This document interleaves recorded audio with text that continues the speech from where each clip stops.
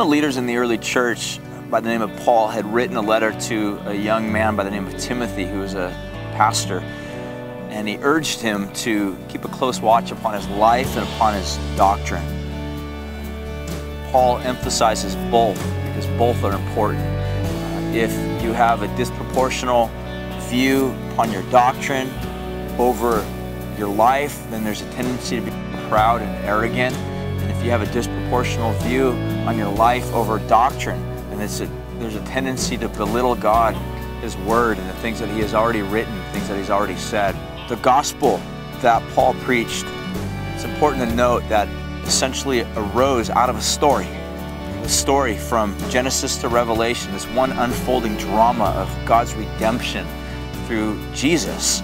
And that's the message that Paul preached. That's the message that Paul urged Timothy to preach. And arising out of this message or the gospel comes doctrine, comes theology, this understanding of who God is and the way that God acts and the things that God does.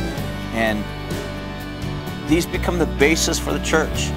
And so for us as a body, what I hope to see for us as a church as we study about who God is from the Trinity, through His revelation, how He has given us His Word, through the fall, how that mankind has fallen into sin and things have broken, things are not in the proper rhythm as they should have been from the very beginning, and how through fall God enters into creation through covenant and through ultimately new covenant, where Jesus makes it a brand new covenant with His blood, through redemption, the cross, Jesus dying for our sin, rising again on the third day, and ascending to the Father.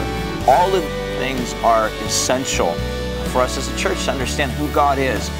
So it's my hope for us as a body, as a church, for Calvary Slow, that we would be a people that fall in love with how God has revealed Himself, ultimately leading us to a place of falling in love with who God is.